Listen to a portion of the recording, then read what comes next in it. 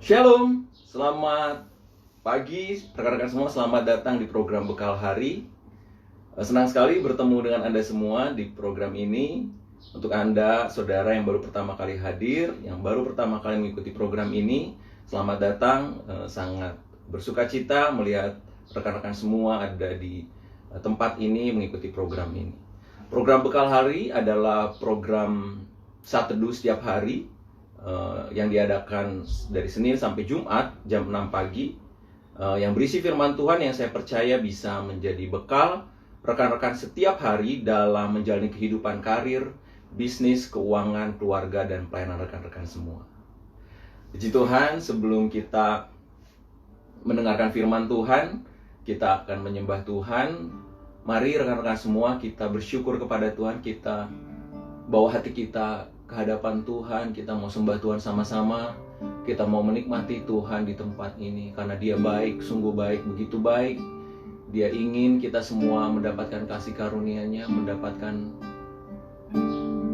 kebaikan, limpahan kasih karunia Dia.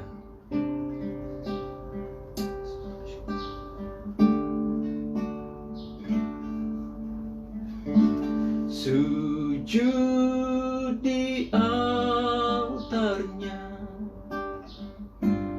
ku bawa hidupku,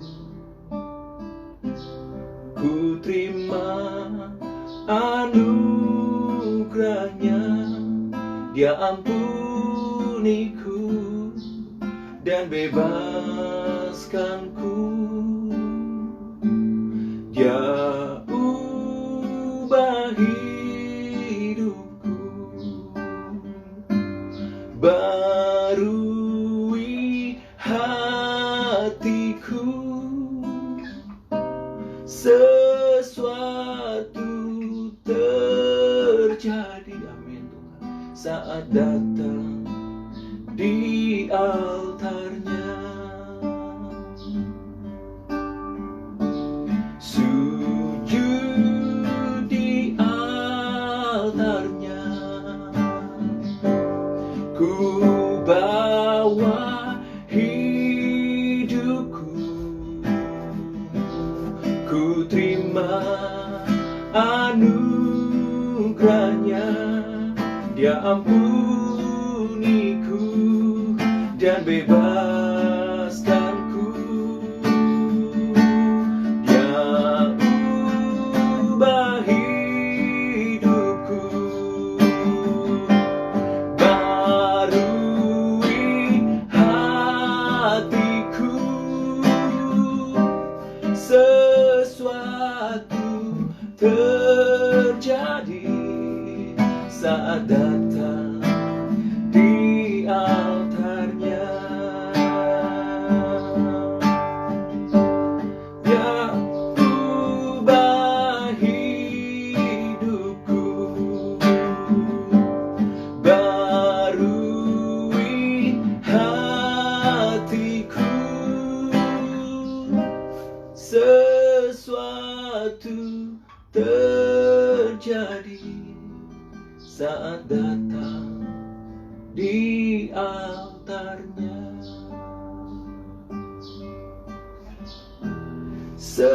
Sesuatu terjadi saat datang di altarnya. Amin Tuhan.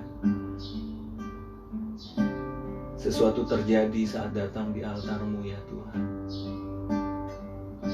Yes Tuhan, sesuatu yang besar, sesuatu yang mulia, sesuatu yang indah terjadi Tuhan saat kami datang di altar-Mu ya Tuhan.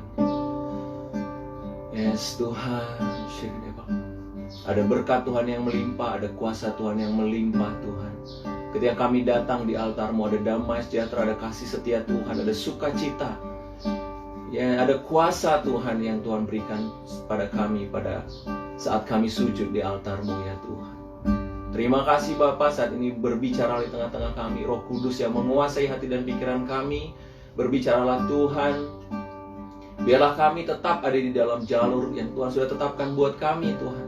Apapun masalah, apapun kondisi Tuhan, kami tetap menetapkan hati kami, menetapkan diri kami untuk ada di dalam jalur Allah. Terima kasih Bapa, terima kasih Tuhan. Kami siap mendengarkan firman-Mu. Di dalam nama Yesus kami berdoa, haleluya, amin. Amin, puji Tuhan. Terima kasih buat rekan-rekan semua yang sudah hadir di program Bekal hari ini. Tema hari ini adalah tetaplah di jalur ya. Oke, menarik sekali kisah-kisah tentang Yakub ini. Tetapi dari seluruh kisah Yakub di kitab Kejadian, ada satu kisah yang sangat sulit dijelaskan. Bahkan para scholars atau para peneliti Alkitab juga sulit sekali menerangkan soal kisah ini. Kisah ini adalah kisah yang diambil dari Kejadian 34 ya, di mana ada kejadian antara Dina dan Sikem. Kita sulit sekali mengambil intisari, insight atau rema dari kisah tersebut. Nah, Dina adalah anak Yakub dari Lea ya. Sementara Sikem adalah pangeran di negeri di mana Yakub ada saat itu ya, berada di saat itu. Dina waktu itu berjalan-jalan untuk bertemu dengan perempuan-perempuan di negeri itu. Tetapi waktu itu Sikem melihat Dina, lalu dia tertarik, lalu memperkosa Dina, dan akhirnya jatuh cinta kepada Dina. Lalu Sikem berniat memperistri Dina atau mempersuntingnya menjadi istri. Tetapi dua anak Yakub, yaitu Simeon dan Lewi, itu sangat marah sama mereka. Ya. Lalu mereka mencari cara untuk memperdaya Sikem dan Hemor ayahnya. Simeon dan Lewi mewakili Yakub, tiba-tiba mereka mewakili Yakub ya, tanpa diminta oleh Yakub, menyetujui pernikahan Sikem dengan Dina, tapi dengan satu syarat. Semua laki-laki dari bangsa itu harus disunat seperti bangsa Israel. Hemor adalah raja di negeri itu, dan Sikem adalah anaknya, jadi pangeran di negeri itu. Mereka raja dan pangeran yang disegani oleh semua rakyat itu. Jadi ketika mereka mengajukan syarat itu kepada seluruh rakyatnya, seluruh rakyat menyetujui syarat sunat itu. Jadi hari itu seluruh laki-laki di negeri itu disunat. Nah, pada hari yang ketiga, pada saat sakitnya maksimal sekali begitu ya, setelah mereka semua disunat, Simeon dan Lewi berdua mereka menghabisi semua bangsa itu, semua laki-laki di bangsa itu. Mereka bunuh semua laki-laki, mereka musnahkan semua laki-lakinya. Mereka ambil semua jarahannya, termasuk seluruh perempuan, seluruh hewan-hewan dan milik mereka semua dijarah. Yakub begitu marah pada Simeon dan Lewi. Tapi Simeon dan Lewi bilang, kenapa adik kami diperlakukan sebagai seorang pelacur, kata dia. Sulit sekali mendapatkan nilai moral dari kisah ini. Tapi yang menarik adalah satu ayat pertama setelah kisah ini. Di Kejadian 35 ayat 1, Allah berfirman kepada Yakub, bersiaplah, pergilah ke Betel, tinggallah di situ, dan buatlah di situ mezbah bagi Allah yang telah menampakkan diri kepadamu ketika engkau lari dari Esau kakakmu. Dari ayat ini, kita tahu bahwa Tuhan tidak tertarik sama sekali membahas pergulatan batin Yakub yang marah kepada kedua anaknya, Simeon dan Lewi, yang membantai Sikem dan rakyatnya.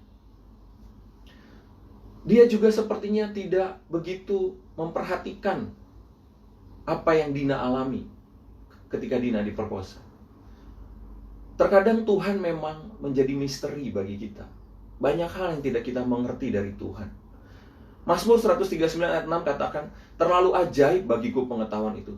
Terlalu tinggi, tidak sanggup aku mencapainya. Rekan-rekan baca, boleh baca Mazmur 139, ayatnya sangat bagus, sangat menarik. Terlalu ajaib pengetahuan itu. Pengetahuan apa sih? Di ayat sebelumnya dikatakan bahwa dia sudah tahu semua yang akan kita lakukan dan pikirkan kelak. Dia sudah tahu jalan-jalan hidup kita. Tidak ada yang mengagetkan buat dia. Semua dia sudah tahu. Kejadian yang baik, kejadian yang buruk, tidak ada yang aneh buat dia. Semuanya sudah ada di dalam tangan dan rencananya. Pengetahuan itu yang Daud katakan di Mazmur 139 tadi. Yang dia tidak bisa mengerti bagaimana Tuhan bisa mengetahui itu semua. Jadi Kejadian pasal 34 tentang perkosaan dan pembunuhan itu tidak mungkin, Tuhan tidak tahu. Tetapi Tuhan mengabaikannya. Tuhan langsung lanjut ke ayat pertama tadi yang ayat kita baca. Tuhan malah mengingatkan Yakub untuk kembali ke Betel dan mendirikan mezbah bagi Tuhan dan seolah-olah kejadian Dina dan Sikem tidak pernah terjadi. Di Kejadian 28, Tuhan sudah memberkati Yakub seperti yang dijanjikannya. Dan Yakub pernah berjanji kepada Tuhan di Kejadian 28. Lalu bernazarlah Yakub, jika Allah akan menyertai dan melindungi aku di jalan yang kutempuh ini, memberikan kepadaku roti untuk dimakan dan pakaian untuk dipakai, sehingga aku selamat dan kembali ke rumah ayahku, maka Tuhan akan menjadi Allahku. Dan batu yang kudirikan sebagai tugu ini, di Betel ini akan menjadi rumah Allah. Yakub pernah berjanji bahwa batu di mana dia waktu itu tidur, bermimpi, dan kota itu dia sebut Betel, dia akan jadikan rumah Allah. Dia jadikan mezbah Allah. Dari segala sesuatu yang kau berikan kepadaku, akan selalu kau persembahkan 1/10 kepadamu. Tuhan sudah memberikan apa yang Yakub doakan. Dia sudah memberkati Yakub. Dan Yakub sedang dalam perjalanan ke rumah ayahnya, seperti yang diminta Yakub kepada Tuhan. Tuhan melakukan semua yang diminta oleh Yakub. Dan waktunya bagi Yakub untuk mendirikan mezbah atau rumah Allah di Betel sesuai dengan janjinya kepada Allah. Dan itulah yang diminta oleh Tuhan di ayat pertama tadi. Kembalilah ke Betel, buatlah mezbah bagiku. Dan saat Yakub mendirikan mezbah, Tuhan mengingatkan kembali apa yang sudah diwahyukannya kepada Yakub, bahwa namanya sudah menjadi Israel, dan dia mengulangi janjinya kepada Yakub. Firman Allah kepadanya, namamu Yakub, dan sekarang namamu bukan lagi Yakub, melainkan Israel. Itulah yang akan menjadi namamu. Lagi firman Allah kepadanya, akulah Allah yang Maha Kuasa, beranak cuculah yang bertambah banyak, satu bangsa bahkan sekumpulan bangsa-bangsa akan terjadi daripadamu, dan raja-raja akan berasal daripadamu. Dan negeri ini yang telah kuberikan kepada Abraham, kepada Ishak, akan kuberikan kepadamu, dan juga kepada keturunanmu. Tuhan kembali mengingatkan janjinya kepada Yakub, bahwa dari Yakub akan muncul sekumpulan besar bangsa, dan negeri yang sudah dia janjikan kepada 3 generasi, Abraham, Ishak, dan Yakub, dan diberikannya kepada Yakub. Rekan-rekan semua, dari kisah ini kita belajar. Luka apapun yang kita alami, bahkan ketika kita tidak tahu kenapa luka itu bisa terjadi, ketika kita tidak tahu kenapa sepertinya Tuhan biarkan luka itu terjadi, dan ketika kita tidak tahu bagaimana kita bisa menyembuhkan luka itu, tidak ada jalan yang lebih baik selain kembali membangun mezbah Tuhan dan kembali kepada jalur yang Tuhan sudah tetapkan. Mungkin kita tidak mendapatkan universitas yang kita mau. Mungkin kita tidak mendapatkan pekerjaan yang kita mau. Mungkin kita tidak mendapatkan keluarga ideal yang kita harapkan. Mungkin kita tidak mendapatkan kontrak bisnis yang besar yang kita inginkan itu. Percayalah, Tuhan sudah tahu semua itu. Lupakanlah, mari kita kembali bangun mezbah Tuhan. Mungkin kita pernah kehilangan anggota keluarga kita. Kita bingung kenapa ini bisa terjadi. Dan sampai saat ini nggak ada jawaban sama sekali tentang kejadian itu. Tapi kalau Anda masih bisa berdiri tegak saat ini, saya percaya itu karena Tuhan selalu menjaga semua pikiran, hati, dan langkah Anda, dan melingkupi Anda dengan segala kasih karunia-Nya. Saya percaya Tuhan begitu mengasihi Anda. Tuhan menjagai Anda begitu rupa supaya Anda tidak terjatuh. Kalau Anda masih bisa berdiri saat ini, apapun kondisi buruk yang pernah Anda alami di masa-masa lalu, percayalah, itu karena Tuhan sudah tahu semuanya. Dan Tuhan sudah tahu bagaimana memperlakukan Anda semua, supaya Anda bisa tetap kuat dan berdiri di hadapan Tuhan. Mari kembalilah bangun mezbah itu. Tangkaplah kembali rencana Tuhan di dalam hidupmu. Kejar kembali janji-janjinya dalam hidupmu. Tetaplah di jalur yang Dia sudah tetapkan buat Anda. Biarkan bekas luka itu tetap ada. Joel Osteen pernah katakan, biarkanlah bekas luka itu. Tidak usah ditutupi. Bukan untuk membuatmu pahit, tapi justru mengingatkanmu betapa besar kasih setia Tuhan untuk hidupmu, supaya engkau bisa melewati semua masa-masa itu. Saudara, mungkin Anda pernah luka, tapi ada satu pribadi yang pernah membiarkan dirinya dilukai lebih banyak dari kita semua. Dia diejek, dia dihina, dia diludahi, dia ditinggalkan sahabatnya, dia disiksa, dia dicambuk, dia dimahkotai duri, dia dipaku di kayu salib. Nggak selesai sampai di situ, dia ditusuk, lambungnya ditusuk untuk memastikan kematiannya. Tidak ada yang pernah dilukai sebanyak itu. Namanya Yesus. Dia mengasihi Anda. Dia dilukai begitu rupa untuk dosa Anda dan saya, supaya Anda dan saya bisa menikmati kehidupan yang kekal di surga, bisa diampuni dosanya, bisa diterima oleh Bapa yang di surga. Bukan hanya Anda yang pernah luka, tapi Tuhan juga pernah mengalami luka yang sangat besar. dia pernah melewati fase itu. Setelah dia dilukai, dia kembali kepada Allah. Dalam tanda kutip membangun mezbah. Dan kembali meneruskan rencana Allah dalam hidupnya. Tetap di jalur Allah. Tetap di jalur yang Allah sudah tetapkan untuknya. Dia bangkit pada hari yang ketiga untuk menuai apa yang Allah sudah janjikan untuknya. Dia menampakkan dirinya kepada banyak murid dan menjarah jiwa-jiwa yang membutuhkan kasih Tuhan. Tentang lukanya, dia tidak pulihkan total luka itu. Padahal dia adalah Allah sendiri. Dia bisa buat luka itu lenyap semuanya. Bersih semua tangannya. Bersih semua lambungnya. Bersih tak berbekas. Tapi justru dia seperti sengaja membiarkan luka itu berbekas. Bekas luka itu menjadi pengingat bahwa Bapa setia. Dia membangkitkan Yesus dari antara orang mati. Bekas luka itu mengingatkan kepada Yesus bahwa Bapa setia dan membangkitkan dia dari antara orang mati. Bahwa Bapa menyertai dia di dalam melalui semua pencobaan yang dia alami dan memberikan kemenangan kepada dia. Bekas luka itu jugalah yang membuat Thomas bisa mempercayai Yesus. Bila Yesus tidak memiliki bekas luka itu, Thomas mungkin tidak pernah mempercayai Yesus dan tetap pada keraguannya bahwa Yesus sudah dibangkitkan. Tetapi karena Thomas melihat luka itu, dia percaya dan menjadi salah satu penginjil besar di India dan mati sebagai martir bagi Kristus. Bekas luka yang Anda miliki justru menunjukkan bahwa Bapa menyertai Anda di setiap masa, termasuk di mana masa-masa itu begitu sulit untuk Anda semua. Dan bekas luka itu membuktikan bahwa kasih Tuhan memampukan engkau melalui itu semua dan memberikan kemenangan kepadamu. Bangkitlah rekan-rekan semua, bangunlah kembali mezbah Tuhan itu. Tetaplah di jalur yang Tuhan sudah tetapkan untuk Anda semua. Mungkin luka itu justru harus ada supaya Anda bisa relate dengan mereka yang mengalami hal yang mirip dengan Anda. Anda bisa menguatkan mereka. Anda bisa menceritakan bahwa ada satu pribadi yang mengasihi Anda dan menyertai Anda pada saat itu, dan akan menyertai dia melewati semua pergumulannya. Lewat bekas luka yang Anda alami, Anda bisa menceritakan kasih dan kebaikan Tuhan kepada mereka. Menarik mereka dari kegelapan kepada terangnya yang ajaib. Menolong mereka melalui masa-masa sesak mereka. Mari rekan-rekan semua, Tuhan memberi bekal hari ini kepada Anda semua.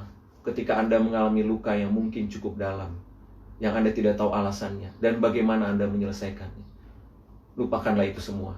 Kembalilah bangun mezbah Allah dalam hidupmu. Biarkanlah Tuhan menyembuhkan luka itu, dan tetaplah di jalur yang Allah tetapkan buat Anda.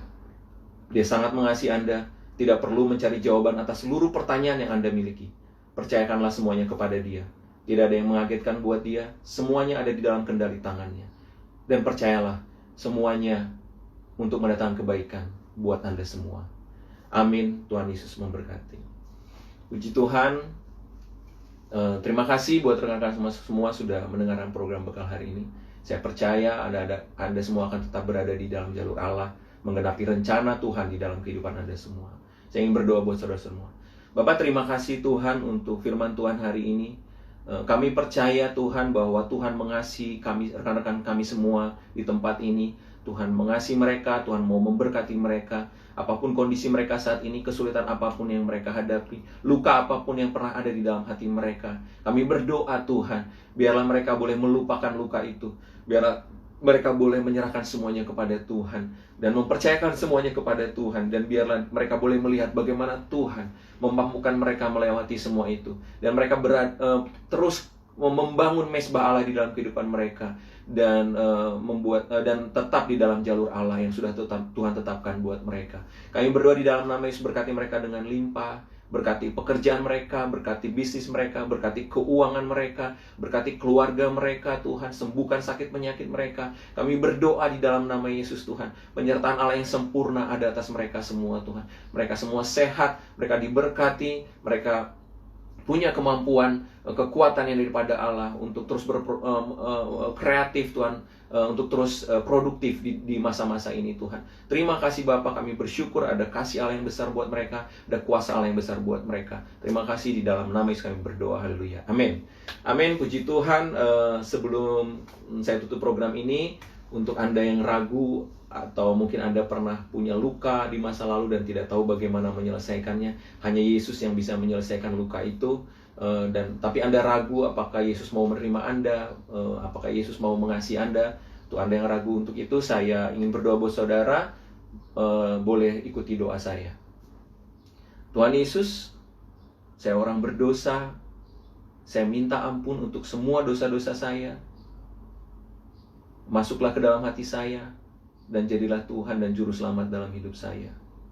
Tuhan, sembuhkan luka yang saya alami, dan biarlah saya masuk dalam rencana-Mu yang sempurna. Terima kasih Tuhan, di dalam nama Yesus kami berdoa, haleluya. Amin, amin. Puji Tuhan. Bila Anda mengikuti doa yang tadi Anda ikuti dari saya, maka Anda sudah diselamatkan. Bila Anda belum pernah berhubungan dengan Tuhan, mari baca Alkitab Anda. Kalau belum punya, silahkan download di Play Store atau di App Store.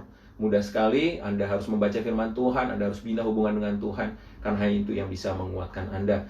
Mari saya ingin memberkati rekan-rekan semua. Tuhan memberkati engkau dan melindungi engkau. Tuhan menyinari engkau dengan wajahnya dan memberi engkau kasih karunia.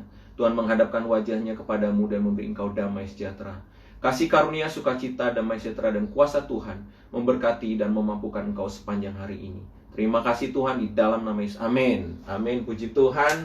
Bila Anda merasa diberkati, boleh isi di kolom apa statement, insight, atau apapun rema yang Anda dapatkan di kolom komen IG kami. Bila Anda ingin punya beban doa, silakan juga komen di kolom IG kami. Terima kasih untuk wow. Ada kejadian aneh hari ini. Sampai bertemu dalam program Bekal Hari di jam yang sama besok pagi. Anda bisa mengajak teman-teman Anda untuk menikmati firman Tuhan yang menguatkan, menyegarkan, membangkitkan, dan memberi kemenangan kepada Anda setiap harinya. Puji Tuhan, Tuhan Yesus memberkati.